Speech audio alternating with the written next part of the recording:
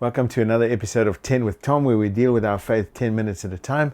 And today we're going to talk about how we deal with that deep sadness within us.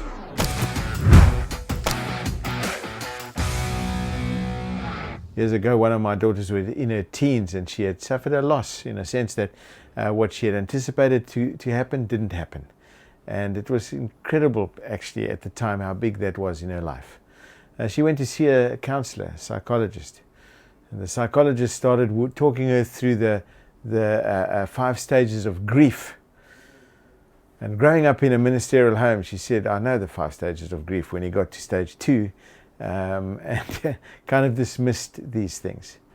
But these stages of grief are really helpful for us when we find a deep sadness within us. And while it's a subject far greater than 10 minutes, let's just talk about them briefly together. But before that, Jesus says, blessed are those who mourn, for they shall be comforted. It's kind of a mourning will come, sadness will come, but comfort will also come. And so I'm hoping that in this little time, whatever loss you have, whatever sadness you carry, that there'll be some movement towards comfort. So the first stage of grief is denial, and there's grace in denial. Denial kind of says you can take a little bit of time. We can't fully register all the pain in one moment, and so denial helps us to spread it out just a little bit. There's comfort in denial. Please know, as we talk about these stages, that they're circular, not linear. You don't get over one stage, denial, and then the next and the next, and by the end you graduate out of sadness. Rather, we come around and around and backwards to these things. So denial is kind of kind of our body's anesthetic to emotional pain.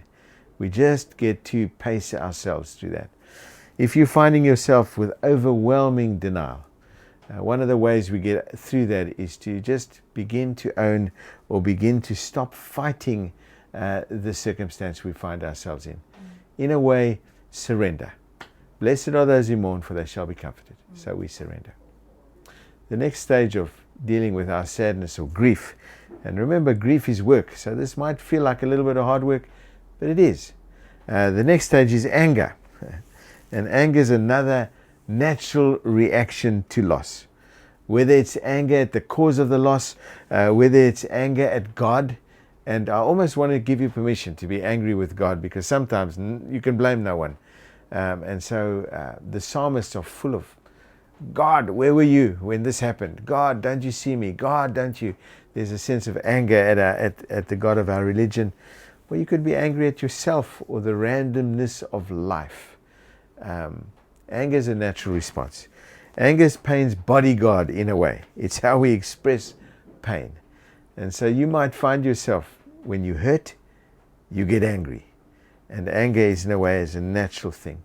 But what you might want to do is to find some healthy ways of expressing your anger. Allow yourself to express this anger. There's anger yoga, which is screaming in your car, or we used to take our children to the beach and just shout at the sea.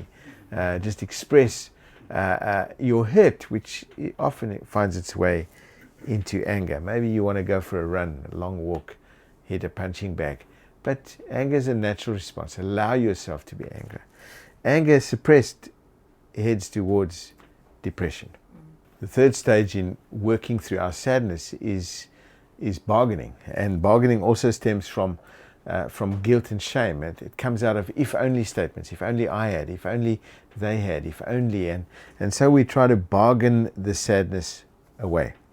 We may even bargain with the pain. We'll do anything to not experience the pain. We'd rather have guilt than pain.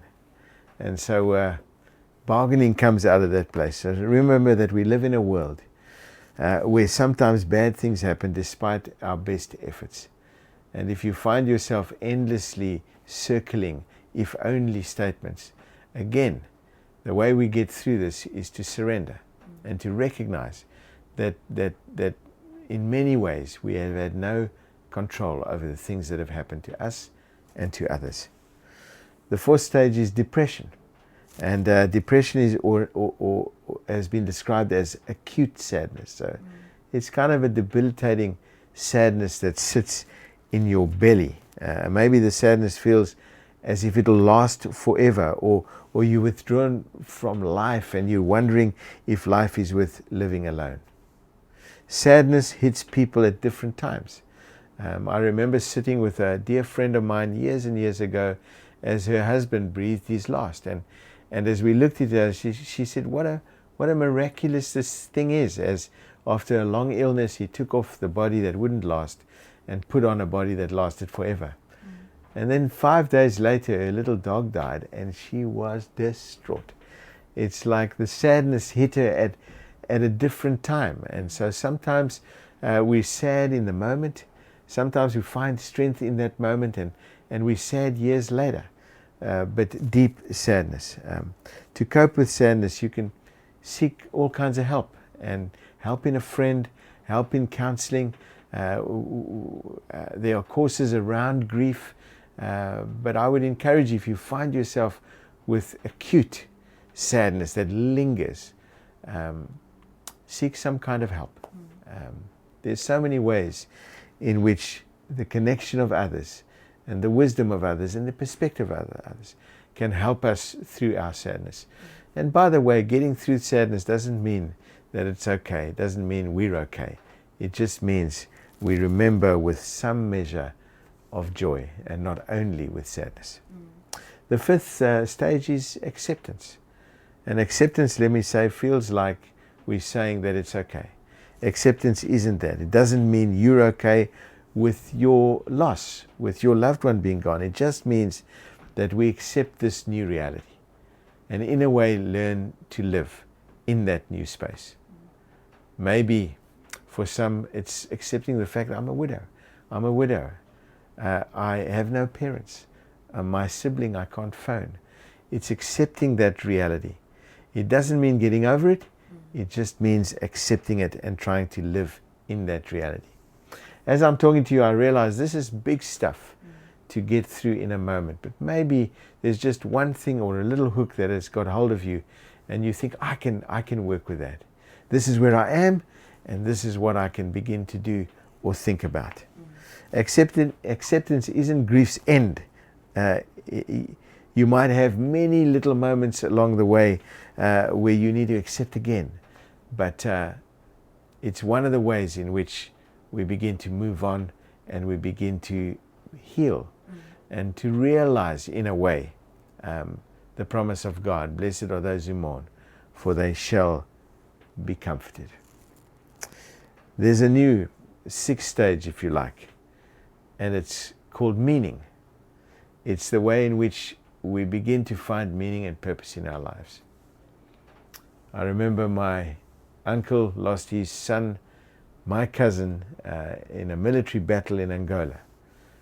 And while he worked hard at these stages of grief, and I could see the circular pattern of it, one of the things he did was devote his life to making South Africa, this country, a better place, so that his son's life didn't mean nothing.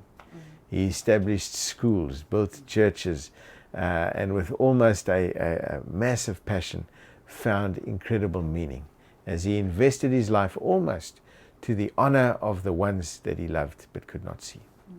So perhaps there's a way in which this painful grief work produces in you a new purpose for your life. So we've talked about what do we do with this sadness. And you may know all these stages, but may I ask you just to consider, prayerfully surrender, and invite God to make good on His promise to comfort you even in your moments of sadness, your deep sadness. May God bless you. Jesus says, blessed are you who mourn, for you shall be comforted.